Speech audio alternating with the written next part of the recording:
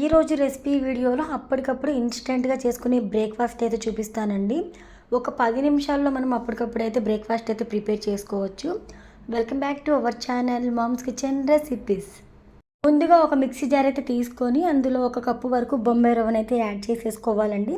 బొంబాయి రవ్వ అంటే మీ అందరికీ ఐడియా ఉంది కదా, మనం ఉప్మా చేసుకుంటాం కదా, ఆ రవ్వను అయితే తీసుకోవాలండి. అలానే ఒక 1 టేబుల్ స్పూన్ వరకు అటుకులు అయితే తీసుకోవాలి. అలానే ఒక 2 టేబుల్ స్పూన్ వరకు అయితే మైదా తీసుకుంటున్నాను నేను ఇక్కడైతే. మీరు కావాలనుకుంటే ఇక్కడ మైదా ప్లేస్లో గోధుమ పిండి కూడా వాడుకోవచ్చు. నాకు ఇక్కడ గోధుమ పిండి అవైలబుల్గా లేదు, ఇంట్లో మైదా ఉంది కాబట్టి మైదా యూస్ చేస్తున్నాను.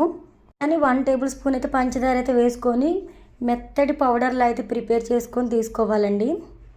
ఇక్కడ మనం దోశ బ్యాటర్ ప్రిపేర్ చేసుకోవడం కోసం ప్రిపేర్ చేసుకున్న పిండిని అయితే ఒక మిక్సింగ్ బౌల్ తీసుకుని అందులోకి అయితే వేసేసుకోవాలండి. ఇప్పుడు పిండి వేసుకున్న తర్వాత ఏ కప్పుతో అయితే మనం ఇక్కడ బొంబాయి రవ్వ తీసుకున్నామో అదే కప్పుతో కప్పు వరకు అయితే పెరుగు తీసుకోవాలండి. పెరుగు యాడ్ చేసాం కదా, ఆ తర్వాత అదే కప్పుని మెజర్మెంట్గా తీసుకొని 1 కప్పు వరకు అయితే వాటర్ అయితే యాడ్ చేసుకోవాలి. కప్పు కొలతనే కాదు, ఇంట్లో చిన్న గ్లాసులు ఇలా మనకు అందుబాటులో ఉన్న చిన్న బౌల్స్ ఏమైనా తీసుకోవచ్చు. కరెక్ట్ మెజర్మెంట్ అయితే దాంతోనే కొలుచుకొని తీసుకోవాలండి.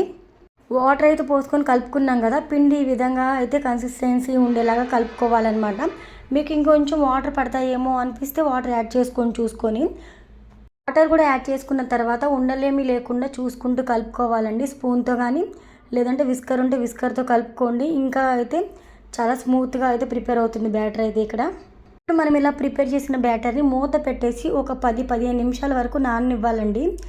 మనకి మిక్సీ జార్లో మనము పిండి పట్టేటప్పుడు బొంబాయి రవ్వ కాస్త అటు ఇటుగా నలగకపోయినా కూడా ఇక్కడైతే నానిపోద్ది అనమాట. ఈ 10 నిమిషాల గ్యాప్లో 10 నిమిషాల తర్వాత పిండిని అబ్జర్వ్ చేస్తే కాస్త ఇక్కడ మనకి చిక్కగా అనిపిస్తుంది కదా. దోశ పిండిలోకి ఇక్కడ మనము టేస్ట్కి సరిపడా సాల్ట్ అయితే యాడ్ చేసేసుకొని 1/2 టేబుల్ స్పూన్ వరకు వంట సోడా కూడా యాడ్ చేసుకొని ఇంకొంచెం వాటర్ యాడ్ చేసుకొని కలుపుకోవాలి. ఓవరాల్గా కన్సిస్టెన్సీ ఈ విధంగా ఉండాలన్నమాట. పిండి ఈ విధంగా ప్రిపేర్ చేసుకుంటే సరిపోతుంది. పిండిని ఈ విధంగా ప్రిపేర్ చేసుకున్నాం కదా, ఇప్పుడు రౌండ్ గరిటె తీసుకొని ఈ విధంగా ఒకసారి మళ్ళీ అంతా మిక్స్ అయ్యేలాగా కలిపేసి ఆ తర్వాత స్టవ్ ఆన్ చేసి స్టవ్ మీద అయితే పెనం పెట్టేసేయండి. పెనం హీట్ అయిన తర్వాత 1 టేబుల్ స్పూన్ ఆయిల్ అయితే పోసుకొని ఆయిల్తో సీజనింగ్ చేసేసుకోవాలి.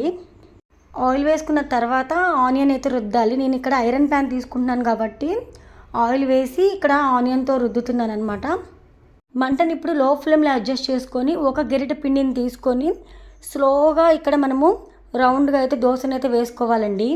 మరీ ప్రెజర్తో కాకుండా స్లోగా ఈ విధంగా తిప్పుతూ వేసుకోవాలి.